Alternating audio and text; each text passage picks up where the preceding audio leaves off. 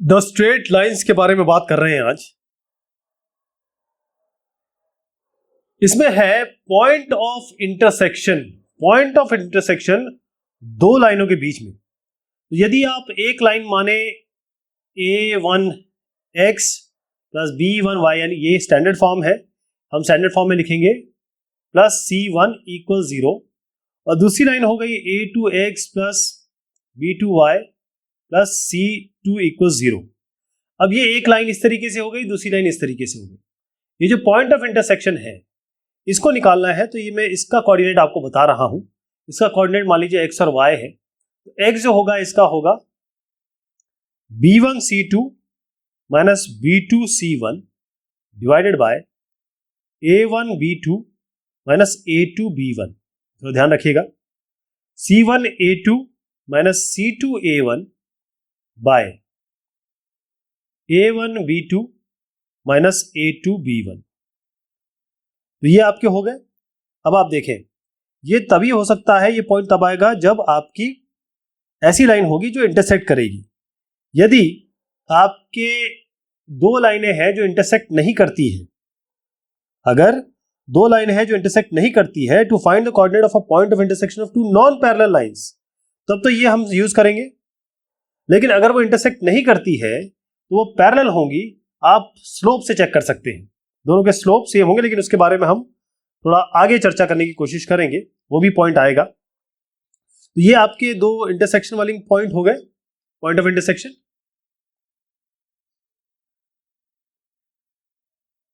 अब कंडीशन, कौन सी condition? Concurrency. Concurrency, अगर तीन लाइन है और आप ये कहें कि तीनों लाइन कॉनकरेंट है, कॉनकरेंट का क्या मतलब ये होता है कि ये तीनों एक ही पॉइंट से पास हो रही है, कॉमन पॉइंट है, यानी इस तरीके की तीन लाइंस ये कॉनकरेंट तब कहलाती है अगर ये पास करें एक कॉमन पॉइंट से, यानी कि मीट करें एक पॉइंट से। तो अब जैसे अगर हमने कहा कि हमारे पास a1x1 plus b1y plus c1 equals to 0 है, और इसी तरीके से हम तीनों लाइन बना लें, तो जो पॉइंट मैंने आपको बताया उसकी कंडीशन क्या होनी चाहिए? हमारे पास ये जरूर है कि इनकी इंटरसेक्शन पॉइंट पहले और दूसरे के हम ले सकते हैं। अगर हमने पिछला डिस्कशन किया, जो हमारे पास पॉइंट आ गए थे दो के, अब ये दोनों आ गए। मान लीजिए मैं यहां पर एक और पॉइंट, एक और लाइन जोड़ दूं, a3x plus b3y plus c3 equal 0। तो ये क्योंकि दो लाइनें इंटरसेक्ट कर रही है, अगर तीसरी लाइन भी यहीं से पास हो रही है, इसका मतलब ये पॉइंट इसमें आना चाहिए, ये पॉइंट इसमें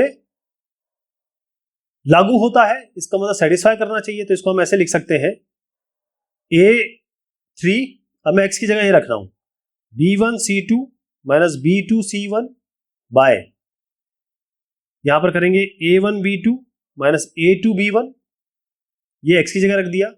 यहां पर आइए b3 रखिए, y की जगह मैं ये डाल रहा हूं, c1a2 minus c2a1 divided by, ये क्या हो गया, a1b2 minus a2b1 plus c3 equal 0। अब आपको बता दूं कि जब ये सेटिस्फाई होगा और हम इसको थोड़ा सा ये कहेंगे कि रीअरेंज करें, तो हमारे पास इसकी जो इक्वेशन बनती है वो इस तरीके से आती है।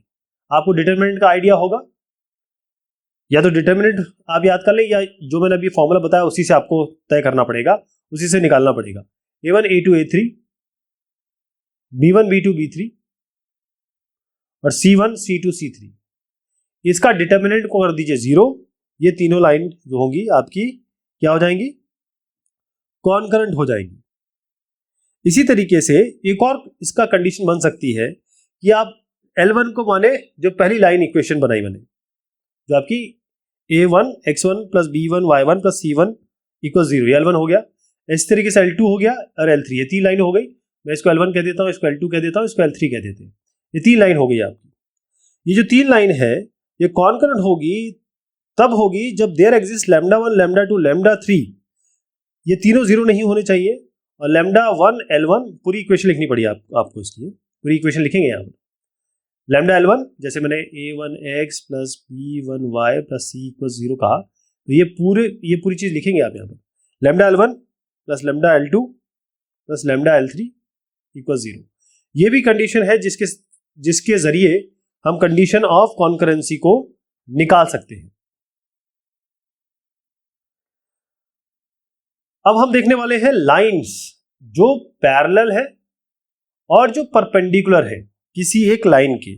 अगर आपको एक लाइन दी है, ये लाइन है, तो अगर मैं इसके ऐसे लाइन बना दूं तो ये दोनों पैरेलल हो जाएंगी, लेकिन अगर मैं इस ऐसे बना दूं तो ये लाइन इसकी परपेंडिकुलर हो जाएगी। तो ये लाइन इसके पैरेलल है और ये लाइन इसके परपेंडिकुलर है। तो इसकी कंडीशन क्या होती है? इसकी कंडीशन ये है कि आपको बताना है, पहली चीज हम देखेंगे line parallel to a given line. Prove that the equation of a line equation, और you can say that the equation of a line parallel to a given line ax plus by plus c equals to 0 is ax plus by plus lambda equals 0।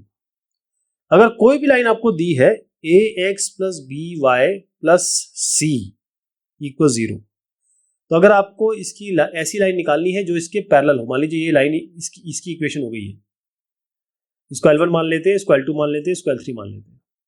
तो L2 की equation क्या होगी? L2 की equation होगी, आप ये दोनों बिल्कुल सेम लिखेंगे, ax plus by, कांस्टेंट को चेंज कर देंगे, बस कोई कांस्टेंट लैम्डा हो जाएगा, बस इतना करना है। इसमें ध्यान रहेगा कि एक लाइन जो इसके पैरेलल होगी उसमें ये संख्या बिल्कुल सेम रहेगी, ये टर्म्स बिल्कुल सेम रहेंगे, ये बदलेगा। अच्छा, परपेंडिकुलर निकालना है तो क्या करेंगे? परपेंडिकुलर में क्या करेंगे? आपको करना है यहां पर इसको बदल देना है, मतलब ये हो जाएगा bx minus ay plus lambda, यहां पर भी लैम्डा कांस्टेंट आ जाएगा, इक्वल्स टू 0। ये जो होगा आपका इक्वेशन बनेगी जब एक लाइन है ax plus by plus c और एक लाइन जो आप परपेंडिकुलर चाहते हैं, यानी कि ये जो L3 लाइन है उसकी इक्वेशन बता रहा हूं मैं, bx minus ay plus lambda equals to 0। यानी इंटरचेंज करना है x और y को, कोएफिशिएंट जो x y के हैं वो लेने हैं अपोजिट साइन में, और उसके बाद जो कांस्टेंट है उसको चेंज कर देना है नए कांस्टेंट से। तो ये आपको आ जाएगी एक लाइन जो परपेंडिकुलर है इस लाइन के परपेंडिकुलर है। तो ये तरीका होता है परपेंडिकुलर पैरेलल निकालने का।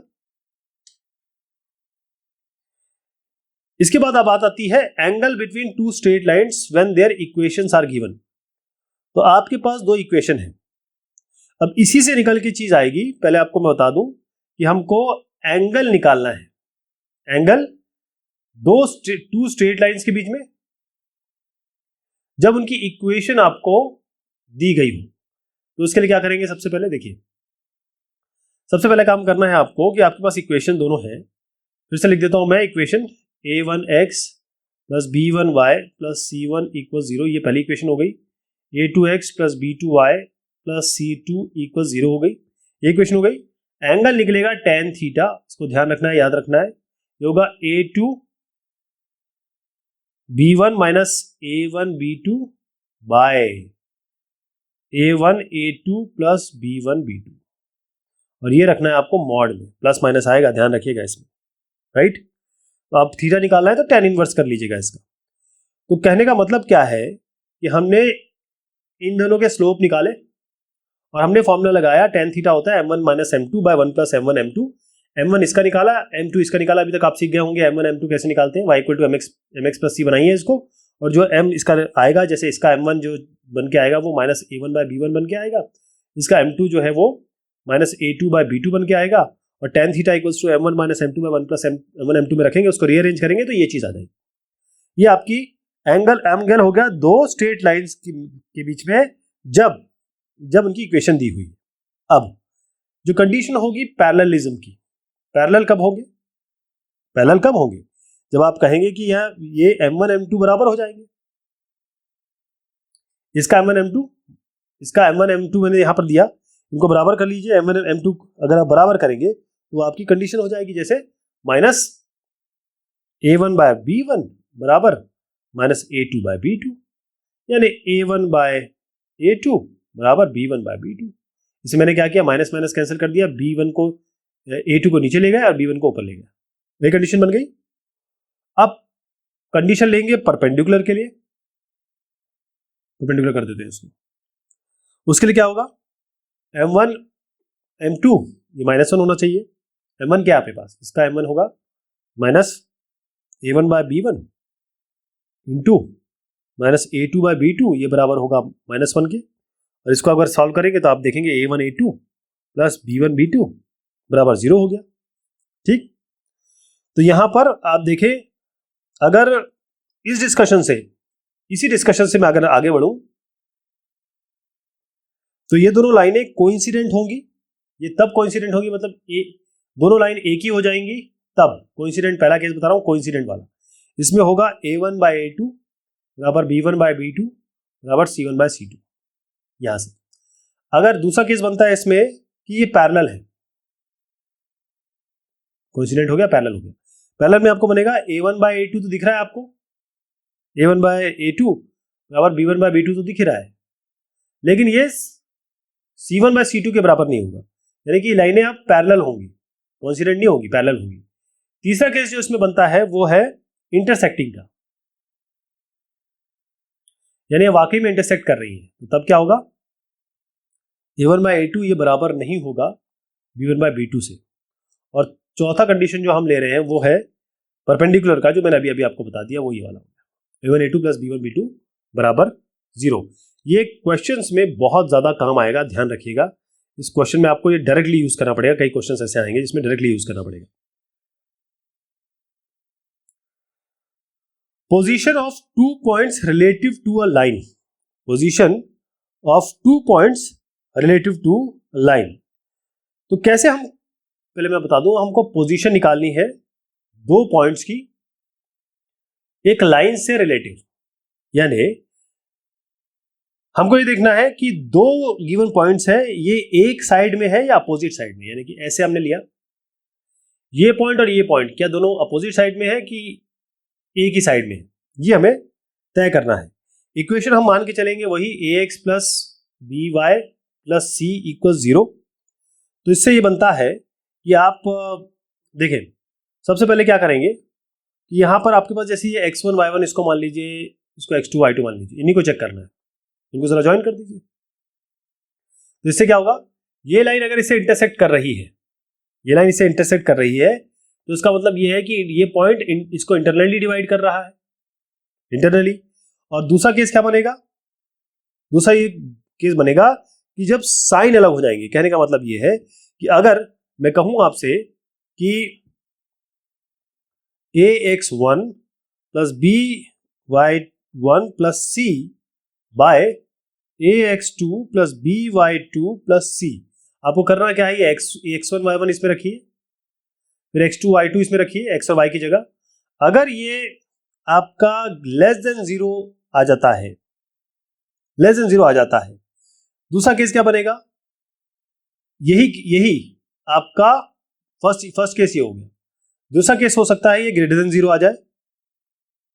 ठीक, तो एक केस में ये होगा 2 पॉइंट x1 y1 ये सेम साइड में होंगे या अपोजिट साइड में होंगे स्ट्रेट लाइन के, अगर जो क्वांटिटीज हैं ये वाली, इनका सेम साइन होगा या फिर अपोजिट साइन होगा। तो इनके साइन पे डिपेंड करेगा। अगर आप ये लेस देन 0 कर रहे हैं, इसका मतलब क्या है, जैसे मैंने कहा -2/3, तो ये नेगेटिव है ना, तो एक इनका अपोजिट साइन हो गया, जैसे -2/3। अगर मैं इसको -2/-3 कर दूं तो क्या है, दोनों एक साइन होंगे, और 2/3 करने पर भी एक ही बात है। तो अगर सेम साइन है तो एक केस बनेगा, और जब अपोजिट साइन है तो एक केस बनेगा। इसका मतलब अगर ये लेस देन 0 आ रहा है तो आप कहेंगे कि x1 y1 और x2 y2 ये अपोजिट साइड में है। अगर आपका ग्रेटर देन 0 आ रहा है तो आप सीधे कह सकते हैं कि x1 y1 और x2 y2 ये इस लाइन के एक ही साइड में है। पहला कंडीशन, दूसरी कंडीशन, राइट। फिर बात आती है distance of a point from a line, यानी distance of a point from a line. इसका मतलब क्या हुआ कि आपकी एक लाइन है और एक पॉइंट है, इसकी दूरी कितनी है, दूरी मतलब परपेंडिकुलर डिस्टेंस की बात कर रहे हैं हम लोग, ये दूरी कितनी है। तो ये पॉइंट को मान लीजिए x1 y1, इसको x1 y1 मान लीजिए, और उसके बाद आप देखेंगे कि ये जो ax plus by plus c बराबर 0, यानी ये इसका इक्वेशन हो गई। तो जो डिस्टेंस होगा, मतलब यहां से यहां तक की जो दूरी है वो कितनी आएगी, दूरी आएगी, आपको लिखना है, क्योंकि दूरी इधर भी हो सकती है इधर भी हो सकती है, पॉजिटिव भी जगह भी हो सकती है नेगेटिव भी हो सकती है, इसलिए इसमें मॉड करूंगा a, इसकी जगह x1 रख दीजिए, ये वाली पॉइंट, यहां पर y1 रख दीजिए, बाय √a² + b²। ये है डिस्टेंस एक पॉइंट का एक लाइन से, राइट। अगर आप कहते हैं भाई ओरिजिन से क्या होगा, तो इसको 0 कर दीजिए दोनों को, तो c बाय √a² + b² हो जाएगा ओरिजिन से डिस्टेंस। ये होता है डिस्टेंस, इसका डायरेक्ट फॉर्मूला है कि हम डिस्टेंस निकालना चाहेंगे। अब आपको अगर डिस्टेंस निकालना है पैरेलल लाइंस में, यानी कि आप डिस्टेंस जो है वो निकालना है पैरेलल लाइंस के बीच में, तो उसकी क्या प्रक्रिया है आप देखें। एक कोऑर्डिनेट एक्सिस बनाता हूं, एक लाइन ये है और एक लाइन ये है, इनके बीच में दूरी निकालनी है पैरेलल लाइन से। तो एक इक्वेशन तो हो गई आपकी ax + by + c1, क्योंकि अगर ax + by + c, अगर ये दोनों पैरेलल है तो ax + by तो दोनों के सेम रहेंगे, जैसे अभी भी चर्चा की। इसको c1 कर दीजिए, इसको c2 कर दीजिए, राइट। अब c1 पहले हो सकता है, c2 पहले हो सकता है, तो इसका डायरेक्ट मैं फॉर्मूला लिख रहा हूं कि जो डिस्टेंस है दो पैरेलल लाइंस के बीच में वो आता है c1 - c2। अब जैसे मैंने बताया कि ये नेगेटिव पॉजिटिव दोनों हो सकता है, मॉड कर दीजिए √a² + b², राइट। ये जो है डिस्टेंस दो पैरेलल लाइंस के बीच में, अगर हम इसको L1 कहें और L2 के बीच में, इसके बीच में जो डिस्टेंस है वो ये होता है। उसके बाद एरिया ऑफ अ पैरेललोग्राम। अब एरिया ऑफ अ पैरेललोग्राम, अब इसमें क्या होता है कि आपके पहले मैं दिखा दूं area of a parallelogram. Parallelogram की कुछ खासियत है। क्या खासियत है पैरेललोग्राम की? ये खासियत है कि उसके अपोजिट साइड पैरेलल होते हैं।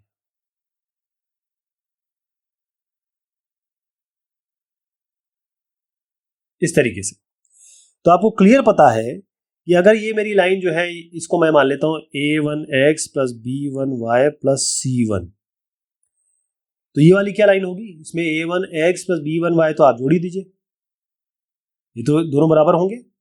हाँ, यहां पर आप जरूर इसको d1 कर सकते हैं, d1 कर दीजिए। अब इसको देखिए, यहां पर इस लाइन को मैं कह देता हूं ये है a2x + b2y + c2, ये c2 है, ये लाइन इसके पैरेलल है, तो हम अभी सीख चुके हैं, तो इसको ये वाला पक्ष तो बिल्कुल सेम रहेगा, इसको हम लिख देते हैं a2x + b2y, और क्योंकि यहाँ पर c2 यहाँ पर c1 c2, तो आप एक काम करिए, इसको आप d2 कर दीजिए। तो ये c1 a1x + b1y और a1x + b2y, ये आपका c1 हो गया, ये d1 हो गया, और यहाँ पर आपने कहा ये c2 है और ये d2 है। तो अब एरिया ऑफ अगर पैरेललोग्राम निकालना चाहें तो आप डायरेक्टली निकाल सकते हैं। कैसे करके?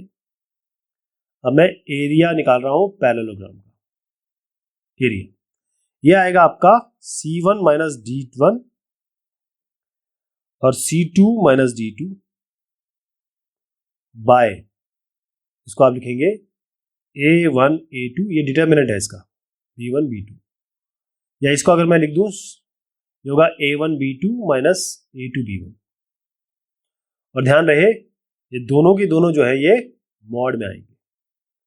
तो आपको अगर 4 पॉइंट्स पता हो या आपको लाइन की इक्वेशन पता हो तो आप इक्वेशन निकाल सकते हैं इन लाइंस की, या ये कहें कि एरिया निकाल सकते हैं आप एक पैरेललोग्राम का भी।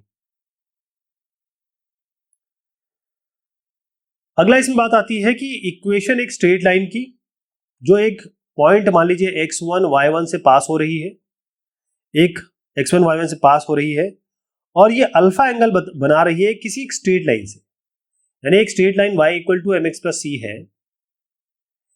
इससे एक लाइन, हमको एक लाइन की इक्वेशन ऐसी निकालनी है, इस लाइन की इक्वेशन हमें पता नहीं है, we don't know the line equation, लेकिन ये जरूर पता है कि ये पास हो रही है x1 y1 से और ये एंगल बना रही है अल्फा इससे, ठीक।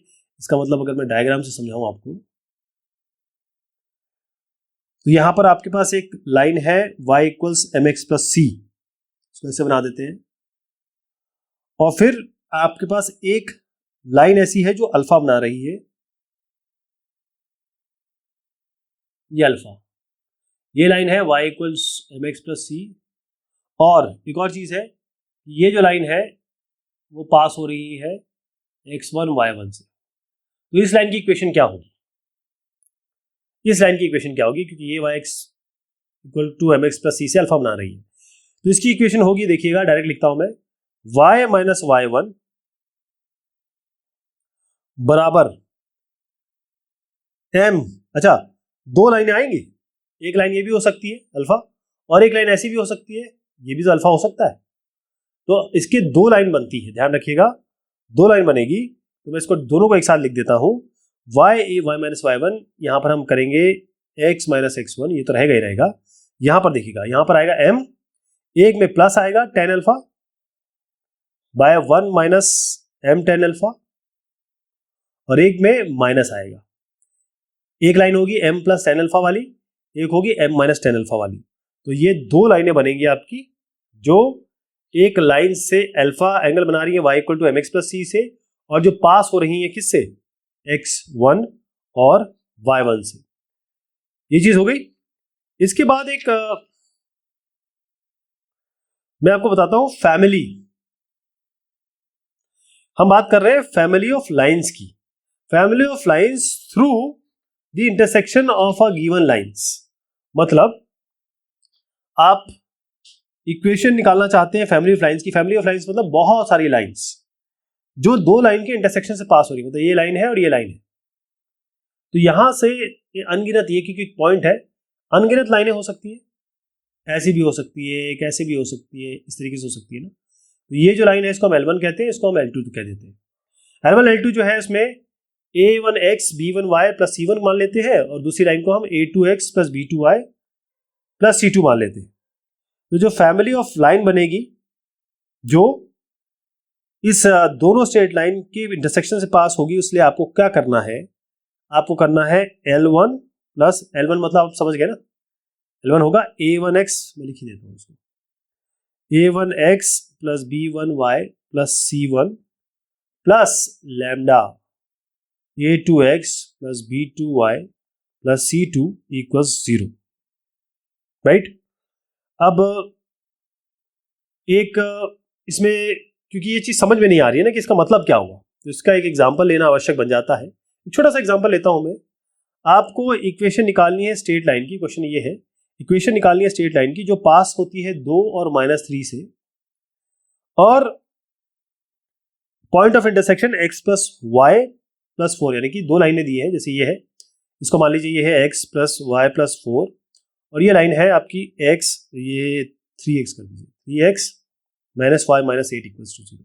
तो एक लाइन बतानी है जो इनके इंटरसेक्शन से पास होती है और 2 और -3 से पास होती है। तो हमको तो पता है कैसे करना है, ये वाला फॉर्मूला लगाएंगे, यानी पहली इक्वेशन आप लिख दीजिए यहाँ पर x plus y plus 4 plus lambda कर दीजिए, और यहाँ पर यह ले आइए 3x minus y minus 8 equal 0। क्योंकि ये लाइन पास हो रही है 2 और -3 से, तो x की जगह 2 रखिए और y की जगह -3, यहाँ पर 2 रखेंगे, यहाँ -3 रखेंगे, तो इससे आपका लैम्डा निकल के आएगा -3, ठीक। तो अब ये जो आपकी इक्वेशन आ गई, लैम्डा आपका आ गया, उसको फिर से यहाँ तब्दील कर दीजिए, इस जगह पे जो भी आ गया लैम्डा -3 वो यहाँ रखेंगे, तो फिर फाइनल इक्वेशन क्या बनेगी, जैसे आपका लैम्डा -3 आ गया, तो आप x plus y plus 4 -3x minus y minus 8 equals to 0, इसको सॉल्व करेंगे तो आपका आएगा 2x minus y minus 7 equals to 0। इस तरीके से इसको सॉल्व करेंगे।